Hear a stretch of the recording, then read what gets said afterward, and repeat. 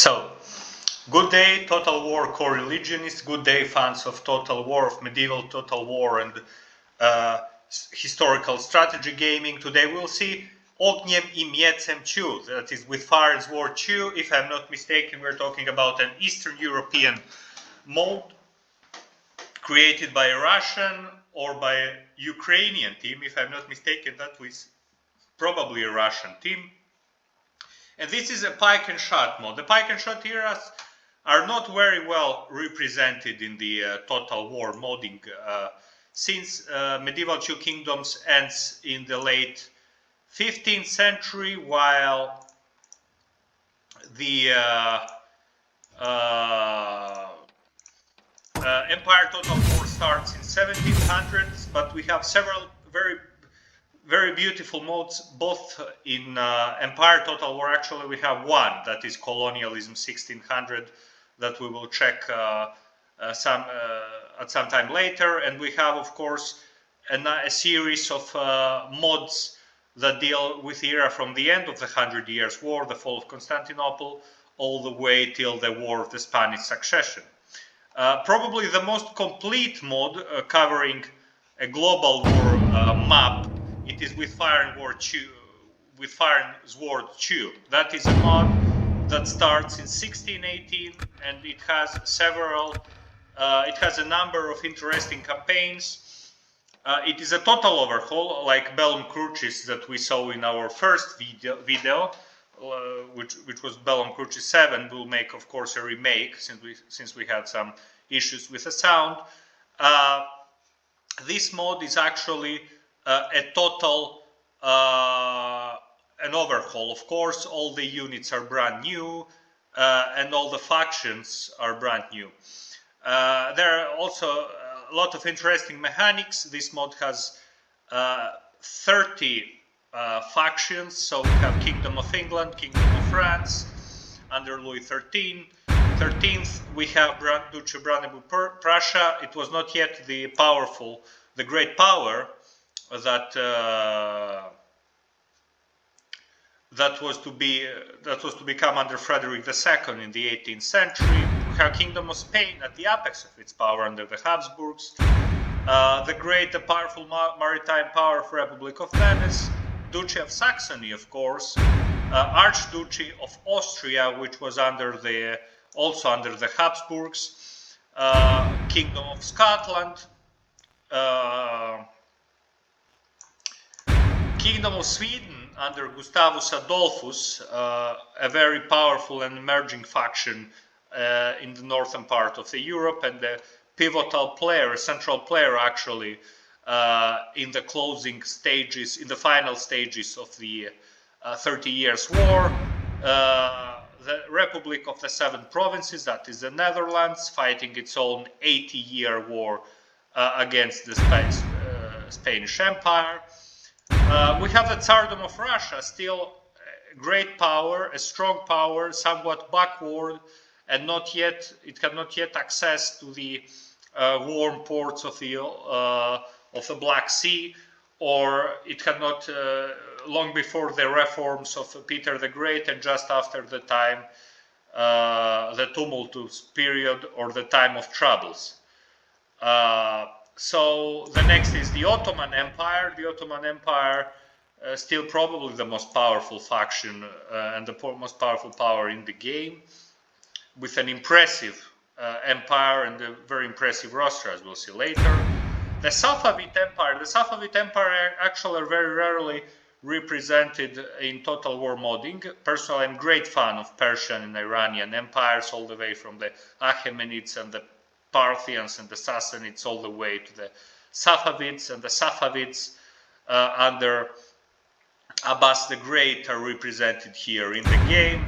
The Kingdom of Denmark, Kingdom of Portugal, actually quite a vassal in personal union with Spain, Swiss Confederation, the Papal States, which also represent a bunch of Catholic factions here in Europe. They're not only the Papal States.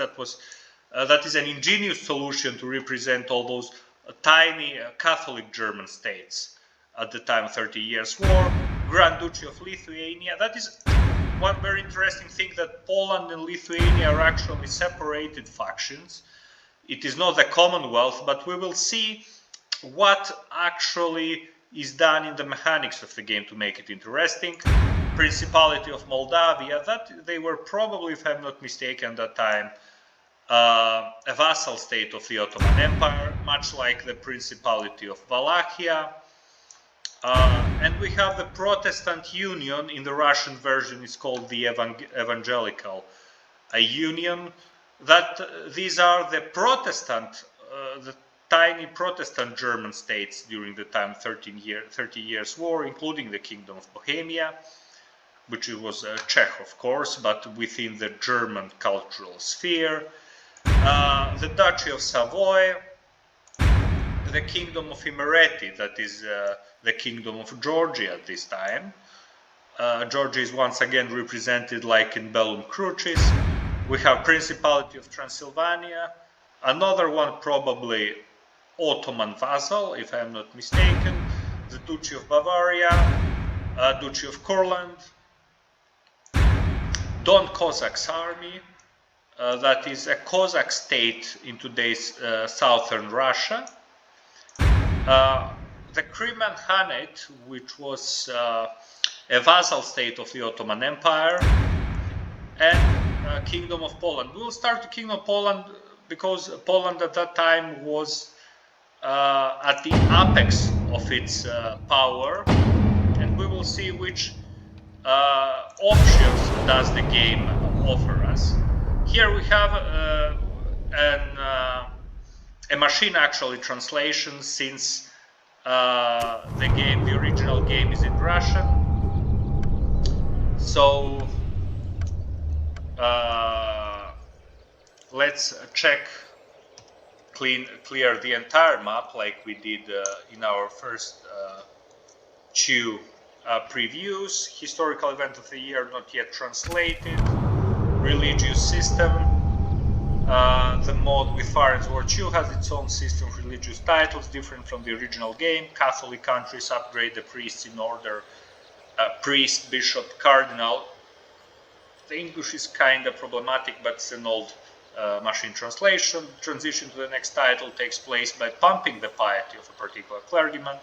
The board of cardinals is disabled in mode. The papal state acts as a regular faction. Union or independence? Historically, the Grand Duchy of Lithuania 1618 was a part of the Polish-Lithuanian Commonwealth. Unfortunately, the M2TW engine does not allow us to show this formation correctly, so you have two options, two extremes. Again, this probably problematic translation. Make your choice. Green checkmark, accept, will unite Lithuania, the white one in the map with a capital at Vilna, and Poland into one state, and the red cross reject will leave the Grand Duchy of Lithuania as a separate faction. Of course, we are not crazy, we will have it as united. Wow. Historically, Kingdom of Portugal, as we saw, was a part of Spanish Kingdom at that time. Green will unite Portugal with Spain. Red Cross will leave Kingdom of Portugal as a separate faction. Accept. Some players of Fire and Sword 2 will have difficulties in maintaining their dynasty from the harmful effects of enemy killers. If you consider yourself one of them, then you have the opportunity to turn on the protection. That is pretty much like Rise of Three Kingdoms 4 for Medieval 2, the brilliant mod for the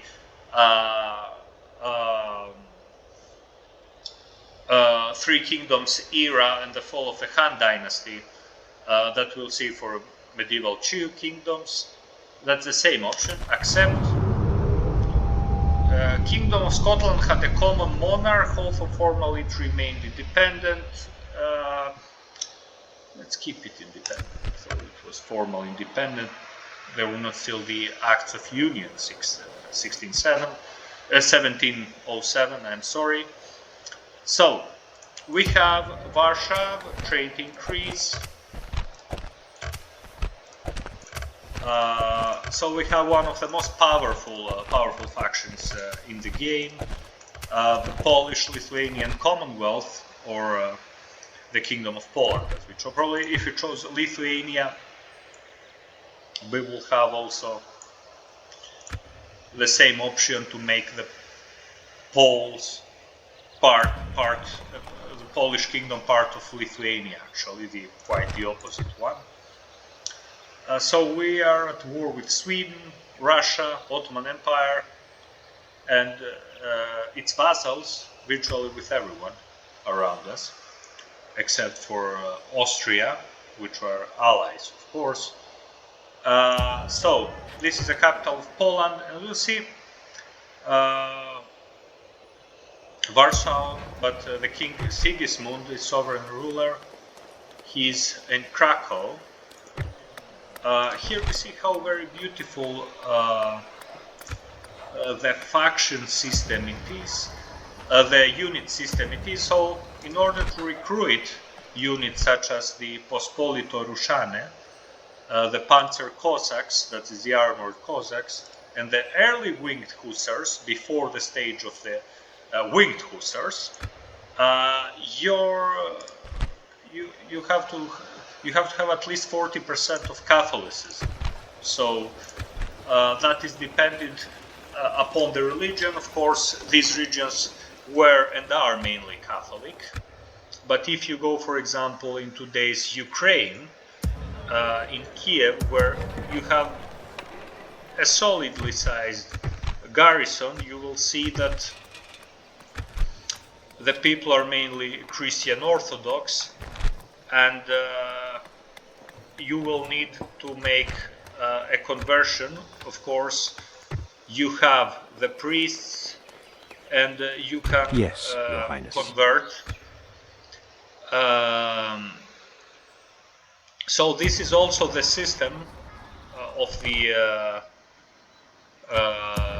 recruitment. Where to, sir? Need someone? Yes, my liege. And here it is a very, very beautiful map. We have also very beautiful 3D cities on the strategy map. Here are the cities of Eastern Europe. Here cities more of kind of Central Europe, like in Poland. And here close to we have the Smolensk, which is built like a Russian city of the time, much like Chernigiv or Gomel. So we see also these cultural differences. Of course, except for this, we have also navigable rivers. Here we have, if I'm not mistaken, this is Dnieper, and here we have Don. Also, Volga flows into the Caspian Sea. Danube, of course, is navigable, much like Sava here, which is a very, very beautiful feature. Rhine, it is not, while the Nile, it is. In Mesopotamia, of course, at the time, the Safavid Mesopotamia, we don't have this option. Here is the Ottoman Empire, the most powerful probably faction in the game. We have very beautiful resources, brilliant characters made especially for this mod, which is a total overhaul. We see all those different cultural depictions of the cities. Here we have Buda, Sigetvar, Pressburg, today's Bratislava, of course, Vienna. The Ottomans are quite close. If you play like the Ottomans at this time, you will notice, of course, that you have probably the most powerful faction in the game, at least in the start of the game. At the start of the game, probably together with the Spanish crown, but here we have, of course, the options that we have for, of course, we put England together here with Scotland, but you will not be able to raise many units in areas that are primarily Orthodox, which quite kinda very well reflects the recruiting and the social system of the Ottoman Empire. For example, at the border with the Archduchy of Austria, that is with the Holy Roman Empire, you will notice that as an Ottoman player, you can barely recruit any units, like at Sigetvar in Sarajevo. You can recruit units still here at this part of the Balkans. Of course, the religions are quite divided. The religious options. The Ottoman faction is one of the most, with the most beautiful ones. Of course, we have here Egypt. Probably one thing that I am missing from Egypt is the existence of a Mameluke roster, but we have very beautiful Jebelu and Beshli units. And the Ottoman faction reaches still Tripoli. I think the Ottomans had both Tunisia and Algeria as vassal states at the time. And of course, Albania was, if I'm not mistaken, also under the control of the Ottomans. And Hijaz, I think, should be also under the control of the Ottomans. So this probably was not totally historically done, but we cannot say anything. The mode is quite brilliant. Of course, allies, that means vassals, are the Principality of Moldavia, Principality of Wallachia, and the Crimean Khanate. And the Ottomans have the port of Azov under Isa Yildirim at this time. The Ottoman Empire at Constantinople had all those Janissaries, who were still the most feared infantry in Europe at that time, along with the Spanish tercios. We have here the armored Janissaries, the so-called Zirhli Nefer, or soldiers in armor. So this mod is brilliant. We are talking about a total conversion. Let's see also the other superpower of the time, till the ascension of Louis XIV, that is Kingdom of Spain. Kingdom of Spain, here we have the very beautiful paintings of the age of Baroque, which represent the very characteristic armor of the era. Union or independence, yes. So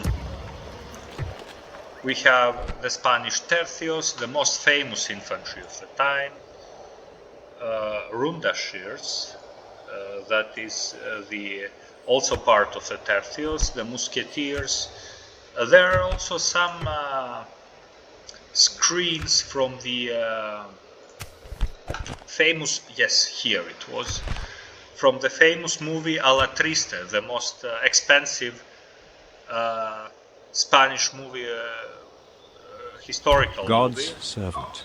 Here we see especially totally different Catholic priest for the Spaniards, and a different here we have a different Polish cardinal for the Poles, despite that both factions actually have the same religion. Yes, Majesty. Yes, actually, the cardinal are different in appearance rather than the priest. It is a brilliant, brilliant mode. Here we see the Spanish possessions in southern Italy, in Sicily, on Sardinia, and Lombardia here.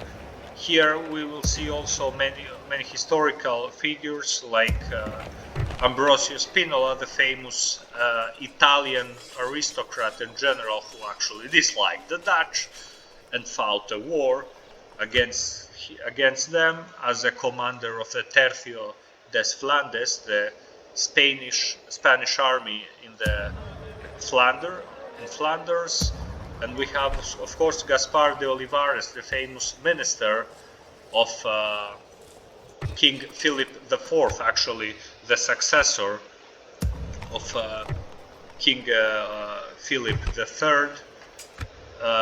So King Philip IV Command me, sire. was when at his time the Spanish Empire reached its own apex. So this mod here, probably we have still some kind of Protestant rebellion in France. This mod is extremely difficult. It's extremely for the human player. The map is very beautiful. The map, it is the same map, if I'm not mistaken, with Bulat Steel, and it covers this entire. It goes all the way from Russia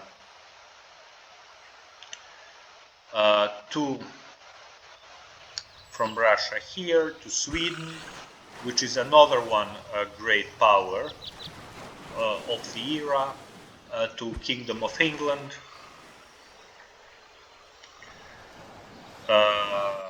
and all the way here to Spain and to Safavid Persia with its capital at Tabriz.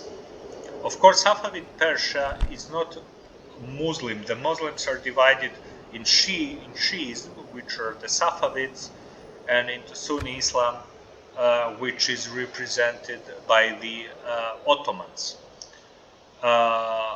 The nature of the map is very beautiful. It shows all these natural obstacles, especially if someone puts the map like this, he will understand very well the 3D world that the map creates. Here we have the Pyrenees, the Pyrenean Mountains. Pamplona is outside the control of the Spanish crown. So let's go and see the units. This mod actually has some more campaigns. It is the 1667 campaign, which represents the time of the first years of the kingdom, the King Louis XIV, and the map revolves around the wars around the time of Kingdom of France.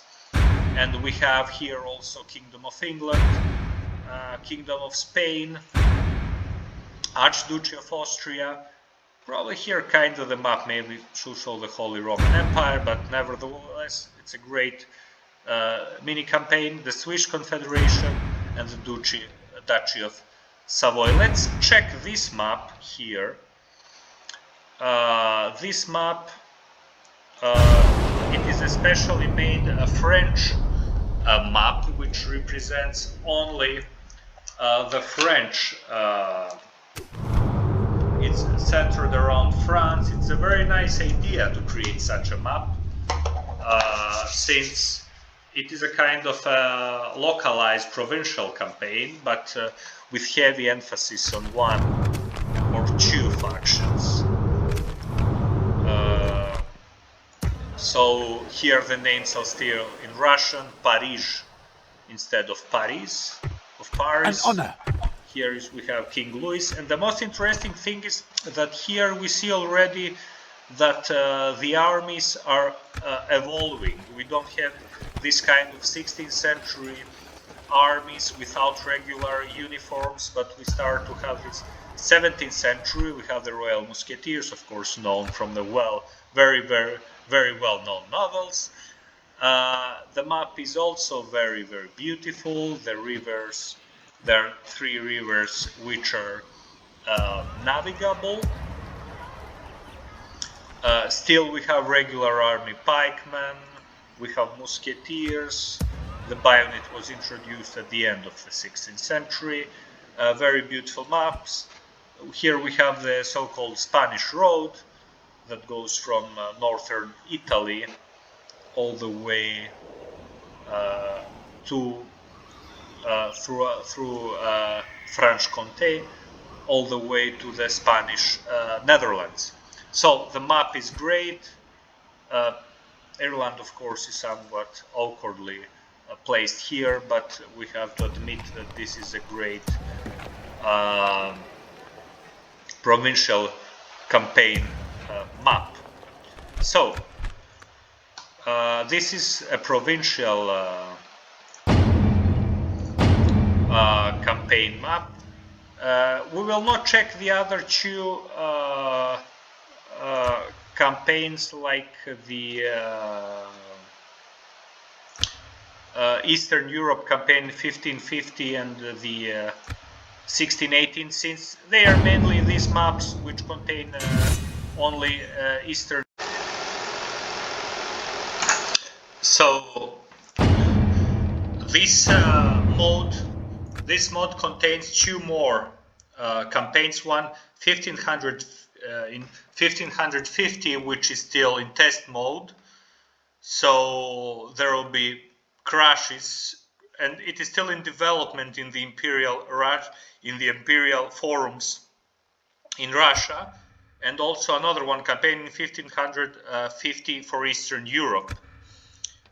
So these two are not advisable to play. Exactly for this reason they have the star, but the long global campaign that we have checked previously, and the Roi de Soleil, that is the Epoch of the Sun King campaign, which starts in 1667, it's advisable to play. So we will check here in custom battles.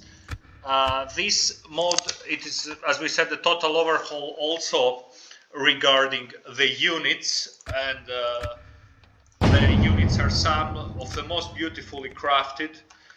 They are on the same quality like Bellum Crucis 7. I don't know who was the creator, but the units are truly, truly beautiful, like most Russian and general Eastern European modding units are. So we have Lithuania, we have Spain, we have France, we have England, the Ottoman Empire, the Safavid Empire, the Swedes, of course, and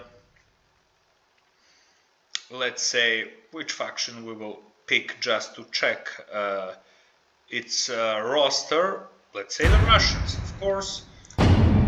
So it has also some kind of faction progression. It has the Winged Hussars, the General Guard, which are also the Winged Hussars.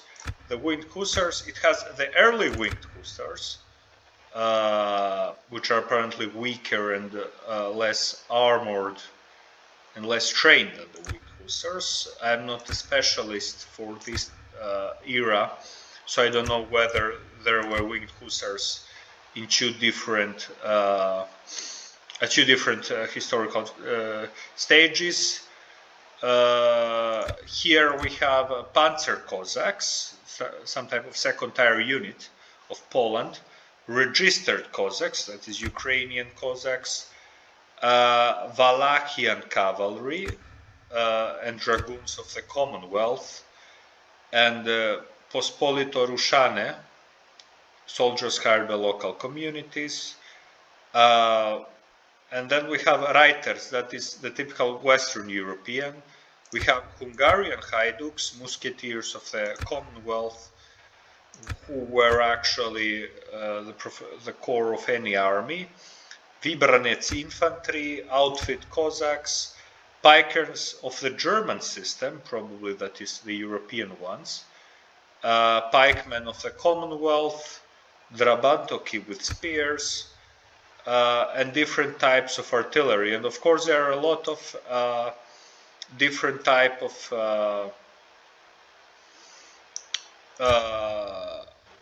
mercenaries. Here we can see Pyatigortsi, which are probably the Lithuanian part of the army. So if we picked Lithuania instead of Poland, we could see the Lithuanians here.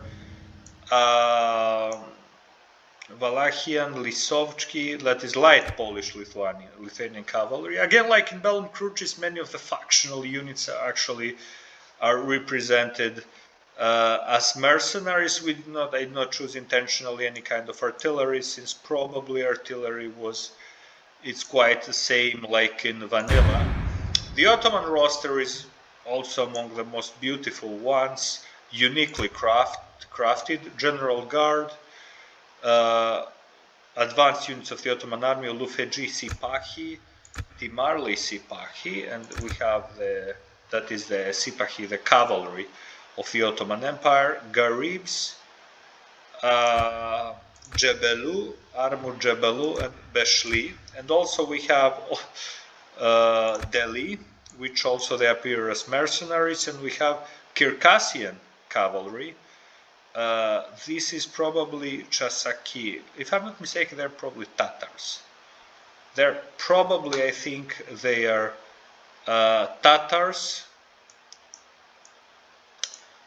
Then we have all kinds of janissaries with muskets, janissaries archers, janissaries who continue to wear full armor, and janissaries with swords, and grenadier janissaries. We have Azaps, the stereotypical light infantry to tear down and to tire the enemy.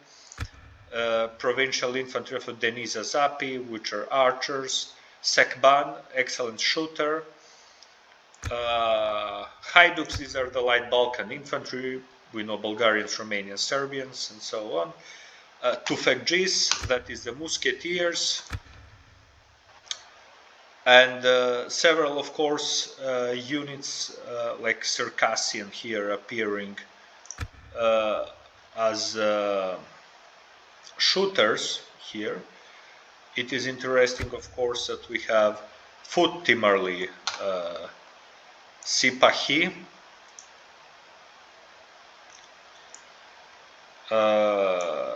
and of course the giant bombard, but that exists also in vanilla. Let's see, all the other units are more or less there. Kingdom of Spain. And here we see the Western European factions. The Western European faction, like Kingdom of Spain, it has a General Guard. And here we see that there is the progression from late 16th, early 17th century, that the mod starts, all the way till the last half of the second half actually of the 17th century. So the Spanish army starts out as the typical pike and shot era army. It has grenadiers, but they're not. We have the tercios, the powerful pikemen and sword and buckler units supported by musketeers, like in the Alla Triste movie, and supported not only by musketeers but also by arquebusiers. Then it has some interesting, like horse arquebusier cavalry. These are the early ones. However, since they are all grouped together, the player has to have some kind of historical knowledge, and he should be in the position to differentiate. Here we have tercios both appearing as mercenaries and as regular units. That goes the same for the rounder shirts. But what is more interesting, actually, it is that they have higher stats. They have higher defense and higher charge when they are like mercenaries. I don't know why.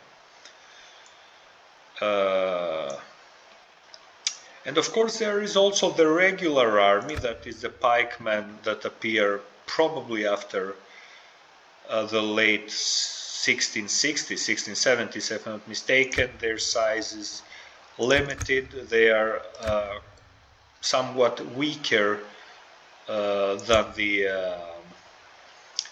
tercios. And of course there are these regular army musketeers, red dressed for the Spain, foot dragoons, regular army dragoons, cuirassiers instead of regular army cuirassiers instead of cuirassiers. So we have the second major Muslim faction, the Shia faction, with the famous Safavids. They have the Kizilbashi Lancers, the Turkic cavalry, the Gulams, the slave soldiers, still at that time of Turkish origin, the Gurs. I am not a specialist orientalist to know whether they were another one, slave type unit. There are, of course, the Kizilbashi. They're Turkish or Turkic, if I'm not mistaken. Horse archers and the Shahsevans, the Kizilbashi guard. The Safavid roster is quite more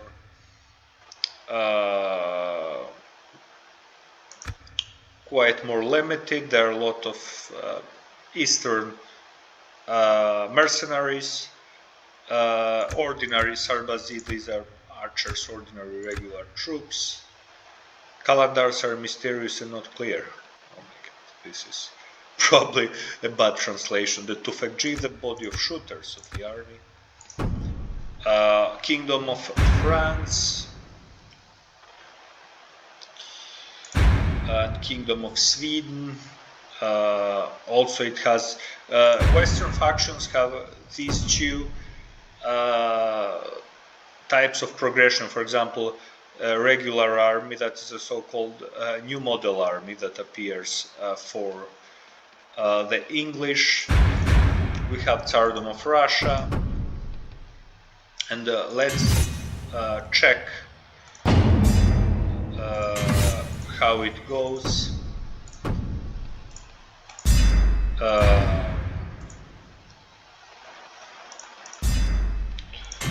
So let's put, there are still Finnish archers for the Swedes. Wow.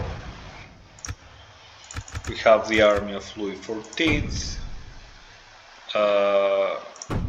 Sorry, the Swedes here. Also, they show we have the progression that we start.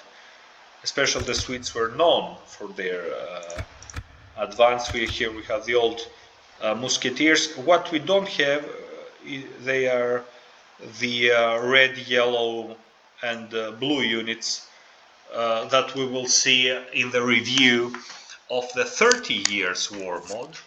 Also a great mod for the Pike and Shot era, so quite more with detail, with a hugely detailed map for Germany, but much more limited map. Here we have armored pikemen. France has both the 16th century and late 17th century units. And then we have England. Of course, England, it has Carabiniers, probably they are the Roundheads, if I'm not mistaken. Reiters, this is so and so. This is probably the default units, very interesting, but the default unit for each faction in the 17th century. Musketeers of the regular army, light guards of the regular army. So let's see, and we have Russia. Russia is very interesting. We are talking always about Russia well before the reforms of Peter the Great. And what is interesting, probably this mod, because it is done by Russians and Ukrainians, again, if I am not mistaken. I don't think so that there were Polish among the creators of the mod. That means that the creators were especially dedicated to represent Eastern Europe, to represent all those types of Cossacks, Zaporizhian Cossacks, and Cossack Host, and Poland, and Lithuania, and of course Russia before Peter the Great. So we have general guards, we have reiters. We have reiters with spears, right regiments created to counter winged hussars. Moscow ranks, probably is not good translation, machine translation.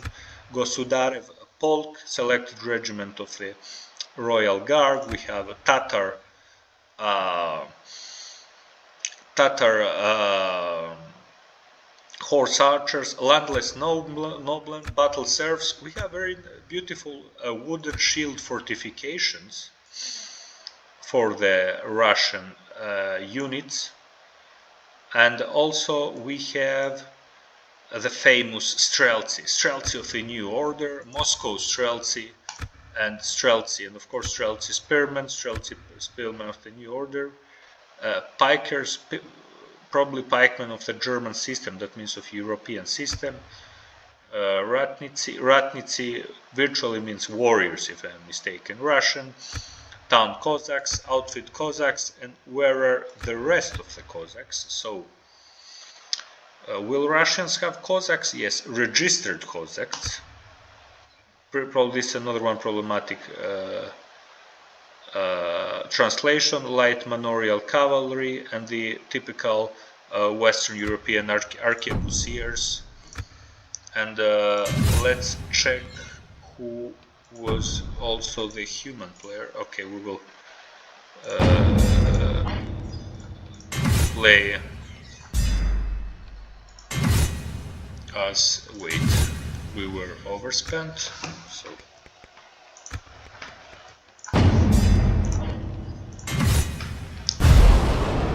we will see the units are so beautifully crafted, like in Bellum Crucis 7. Of course, there is not comparison. It's very bad to compare the great work of all modders, the work of all the modders who are truly dedicated to modding, no matter which mod is great. But here we will have the picture. So the units are so well done that they are on the level of Empire Total War. They could be very well imported into the Empire. So they are on an absolutely amazing level. If you see here, they are simply amazing. Quite simply amazing. Here, the Winged Hussars and the early Winged Hussars. Probably the earliest Hussars, Hussaria of the Poles, the Panzer Cossacks, that's the Cossack gentry. Here see only the armor, how it's very well done. That is Napoleon Total War level of graphics, or even better. Then let's see here, Piatigorzi, the Lithuanian guys. Great, simply great, simply amazing. The Cossacks cavalry, Cossack cavalry, absolutely on the level of later Total War games. Wallachian cavalry, dragoons of the Commonwealth, lighter cavalry armed with carbines.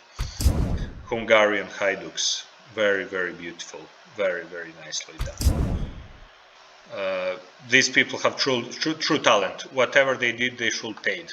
Really, they have real talent for what they have done. Let's see here. Here we have Kizilbashi, the Safavids. So truly, you have these Safavids in game, playing at 17th century Persians. Wow. An entire social order in late medieval, early modern Iran. Here the Gulams. Just watch the level of detail that was put into the game. So imagine how much love the modders have put in the game. Here we have the Persians. What these people should be paid. Whoever made this mod should be paid. That is honestly my opinion. Here, let's see. Here, among the most beautiful Eastern units. Let's go see Kingdom of England. That is the time of Oliver Cromwell. Let's see here. Probably these are the Roundheads. And tell me, this is a level of Empire Total War. This level of Empire Total War. So brilliant modes, they show brilliance also in the unit progression, as we saw historically. Do we have the Ottomans? Where we have the Ottomans? I love these Eastern Muslim factions. They're always very colorful and very nice. Here we have France, Louis XIV's army, early army actually, very, very beautiful. The Musketeers, great, simply great, simply great. Here we have, and here the 16th century, so we see the difference, the unit progression.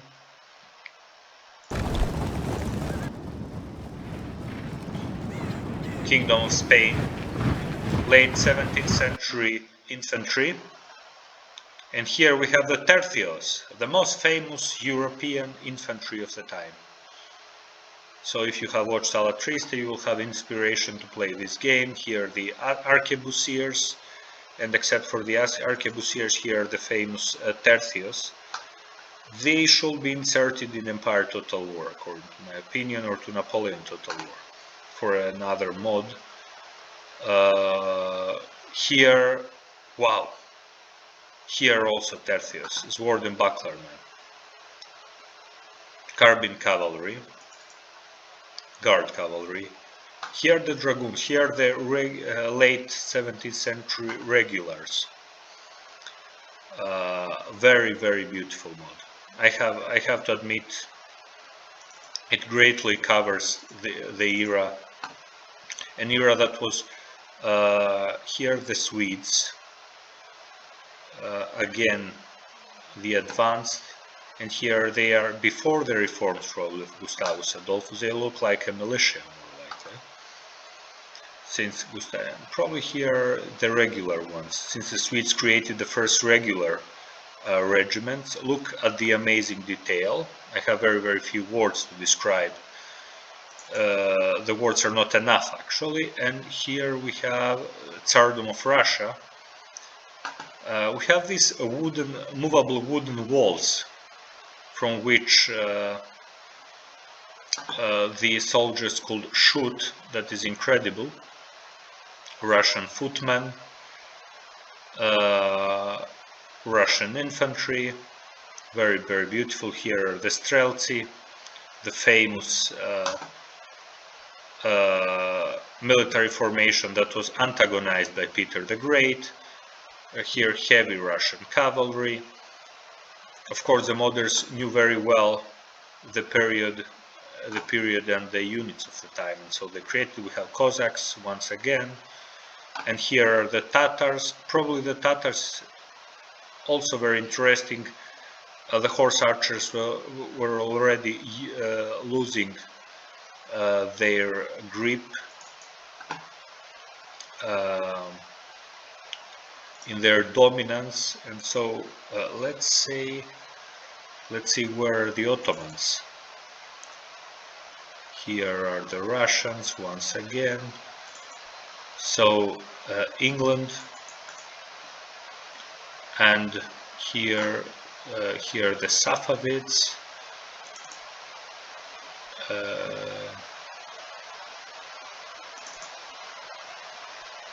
Here the Poles, and here we have the Ottomans, the most powerful faction of the game.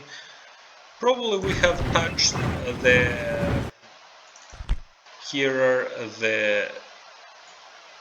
some kind of Circassian units, but they were not among the mainstream units of the Ottoman army. Just look at this amazing detail, the chainmails, how they were done. The cavalry, here are the Sipahis, very, very beautiful.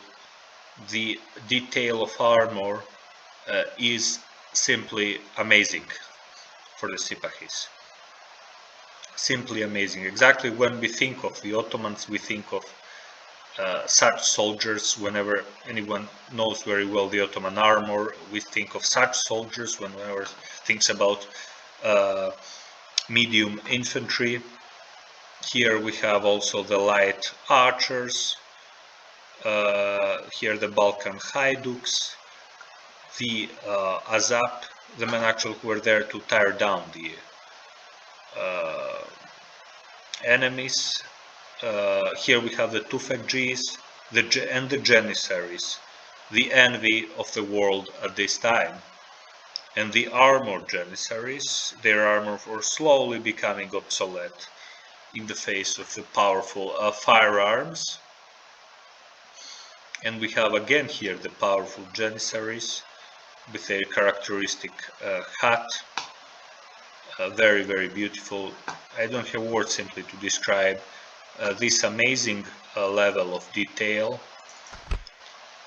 Here warriors of the court, probably the Ottoman court, the Circassians, the Deli, the so-called crazy ones, frontier cavalry, one of the best components of the Ottoman cavalry of the time. Whoever wants to play with the Ottomans, he will have, like with every other faction, an incredible array of units. So this was my review of with Fire and Sword. Fire and Sword is a truly great mode. A great mode if you want to play with within a global mode for a Pike and shot era, and it will give you an incredible experience. Have a nice day, and we will see you again for our next mode review. Goodbye.